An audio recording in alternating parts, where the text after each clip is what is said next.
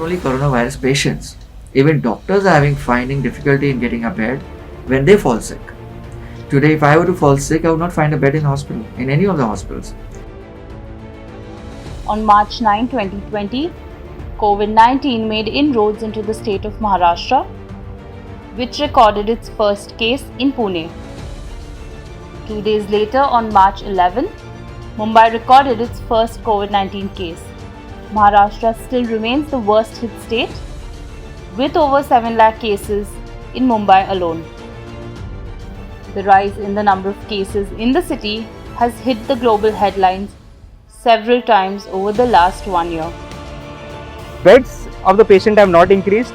The population has multiplied geometrically.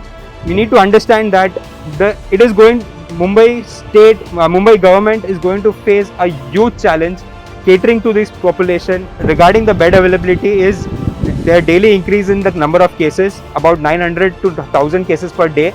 The beds are getting overwhelmed, the staff is getting infected. At the same time, the staff which is already being overworked is being overwhelmed because of the patients. So we need to understand that there is increase in the number of beds, but at the same time there is geometrical increase in the number of patients. But 15 months into the pandemic, India's most crowded city has surprised many by tackling a vicious second wave with a model like no other.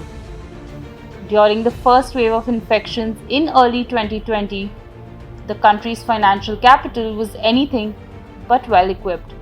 The bodies began turning up anywhere and everywhere. A man collapsing on a busy road, a corpse lying in the street. All were grim echoes of the 1918 flu pandemic. We cannot ship a body to a mortuary without a death certificate. So we need to have a separate place where we can keep dead bodies. Unfortunately, the situation is such, we don't have place for our own patients. So when we don't have patients के लिए जगह नहीं है, we don't have place for the patients, then where are we going to keep the bodies over there? So where will the body land up in the passage? Healthcare workers put in over 18 hours of shift. Patients' relatives witnessed distressing scenes inside packed wards. And the city helpline fielded thousands of calls from desperate citizens.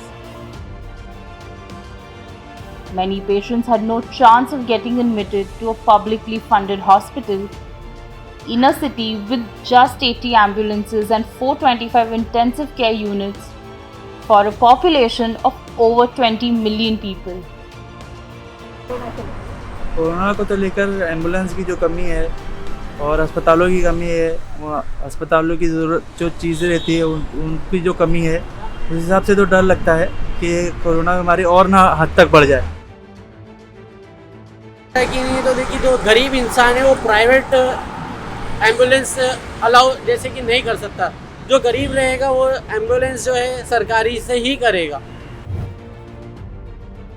The city's corporation had a lot to do in order to tackle this situation. Field hospitals with thousands of beds were set up.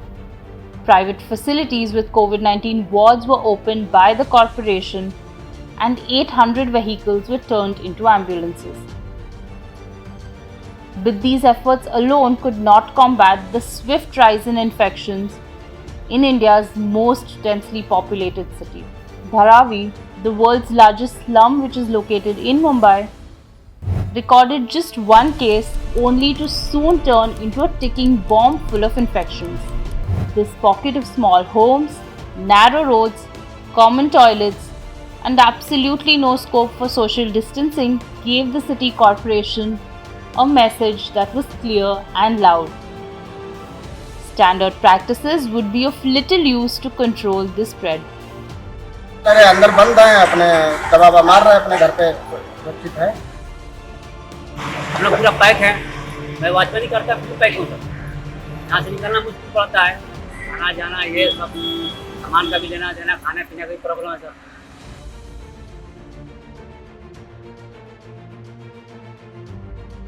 A proactive approach was hence later set up by the Brihan Mumbai Municipal Corporation.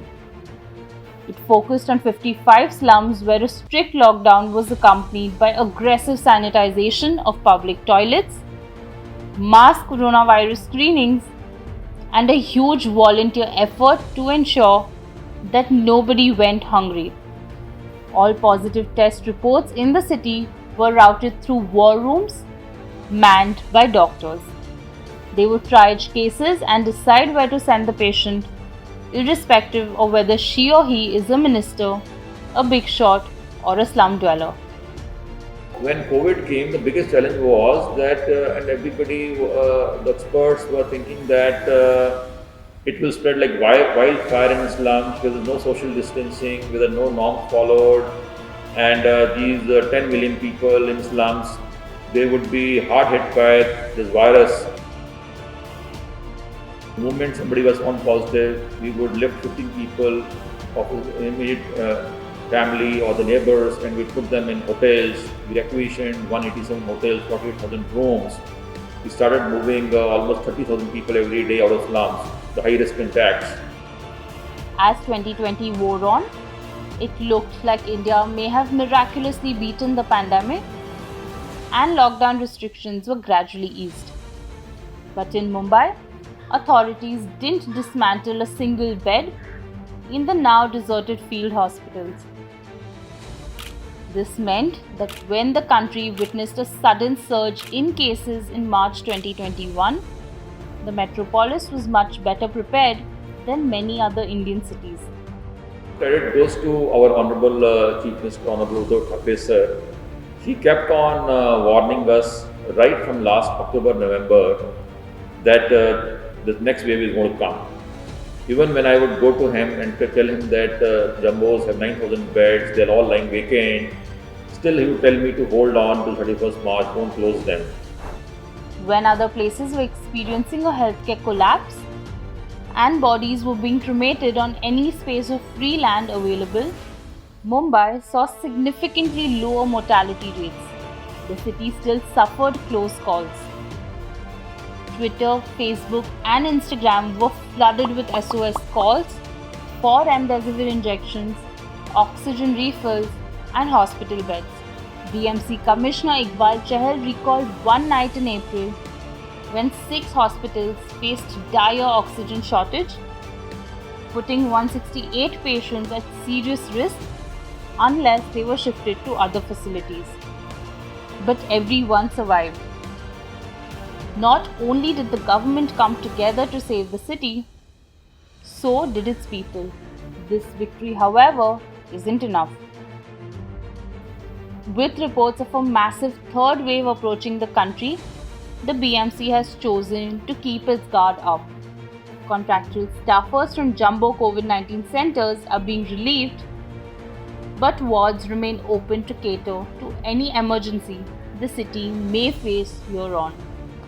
Like when the pandemic hit us in 2020, Mumbai had roughly about 3,700 COVID beds in the BMC hospitals and the government hospitals, and number of ICU was something like 425.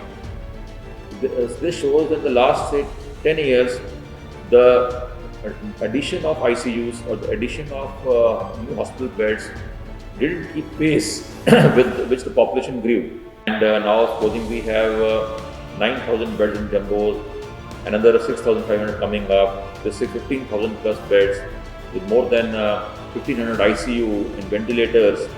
So we are started planning where to house them after the pandemic goes away, which will lead to